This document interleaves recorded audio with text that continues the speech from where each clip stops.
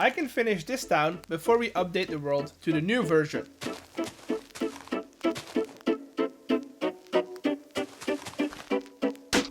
Welcome to a new episode on the single player world, and today we're going to be finishing up the town, or at least the large portion of it, before 1.21 drops. This video probably comes out after the update, but yeah, you know, that's how pre-recorded content works, I guess. Let's get started. First things first, I want to add 2 more specialized burgage plots. Mostly because these are a bit bigger than the other ones, and that gives us a good opportunity to use them as a workshop rather than a home supply. The house itself is very basic. It's the same thing that we did in last episode, but we're going to add a little overhang in the plot itself, and then we'll sprinkle some clay around, add some different types of pots, and make this look like it's a pottery. The other one is the larger plot at the entrance of the town. Again, the house itself is pretty basic, but instead of a little patch of land, we can build some stables. Maybe the person that lives here cares for the horses of travelers in exchange for some money. So using a couple of trapdoors as pens and some hanging signs to fence off the area, we can lay out the actual stables. Afterwards, we'll add in a bit of an area for storage and maybe some work that they have to do, and then some hay for the animals.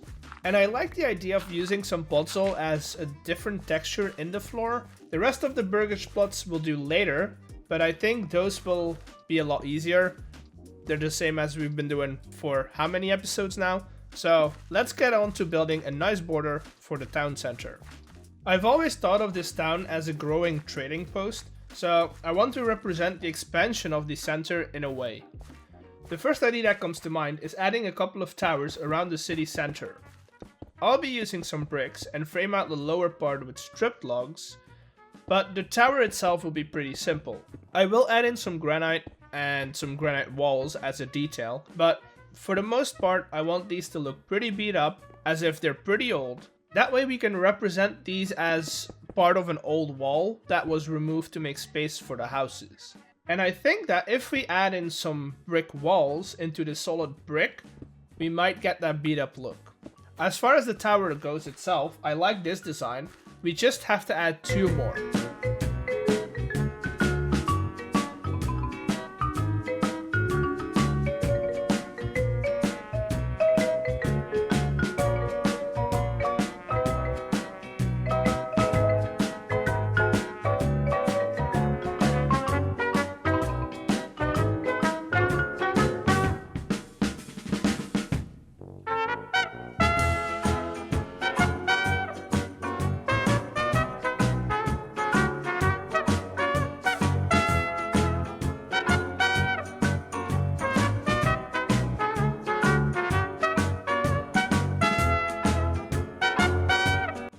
That actually adds a nice difference in the skyline. I like it. Now we have to think about the land beyond the town. I want to turn all of this into some big wheat fields. That way we can explain where the people get the straw for their mud production. Before we can start on the fields, I'll do some light terraforming. We're basically going to take down some high spots and then taper down the land towards the town. Afterwards, we'll connect up some leftover high spots and basically cover this entire pool in some dirt. Now we can get started on planting fields. I went around the world and stole all of the seed that I had laying around, so let's see how far this will take us.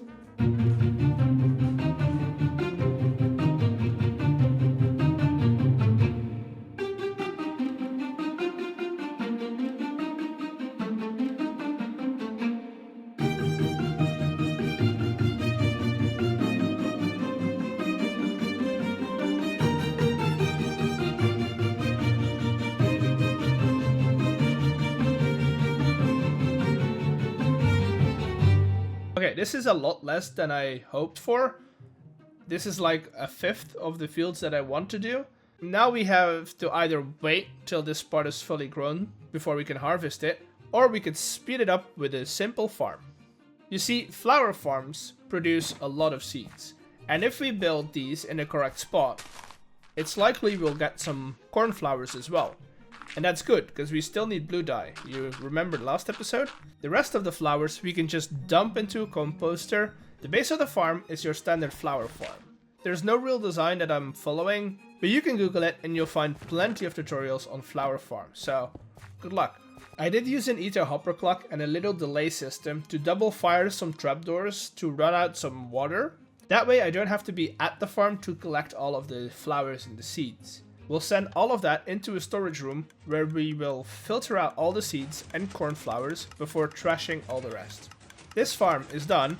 I got a bit of bone meal in there, but nowhere near enough to get a good run out of it.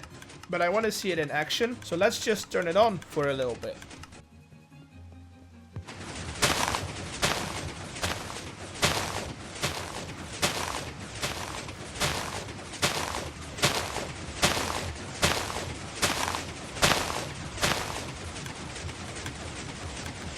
And that looks good. It doesn't really get backed up, which is great. And it's ready to have a building around it.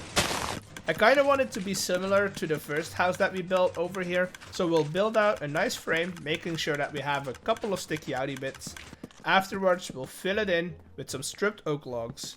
We'll follow this up with some nice spruce trimmed roofs and a couple of windows.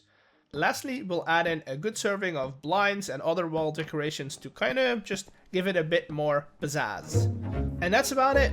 A nice building to hide a pretty ugly farm. Now it's up to me to finish up the fields, and you know what? I might as well finish up the rest of the houses.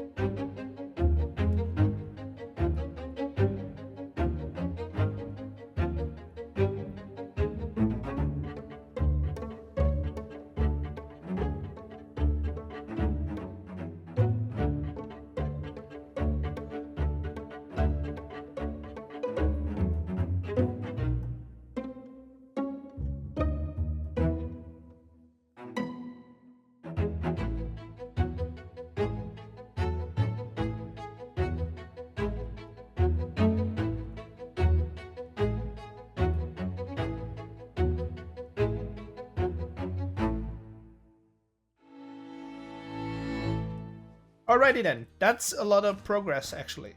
The town feels complete, but for the roads leading out of the town, I'd love to add this little hedge design around the fields. These are going to determine the width and the shape of the actual path leading up to the farmhouse. The road itself will be the same texture as the dirt path that we have outside of town, and we'll just have it end at the forest for now. We'll take it out and connect it all the way up to the other towns, but I'll do that off camera. And I think with that, the episode comes to an end. It's been a productive one. I hope you liked it. If you did, subscribe and like the video, and I'll be back next week with the new update. Bye!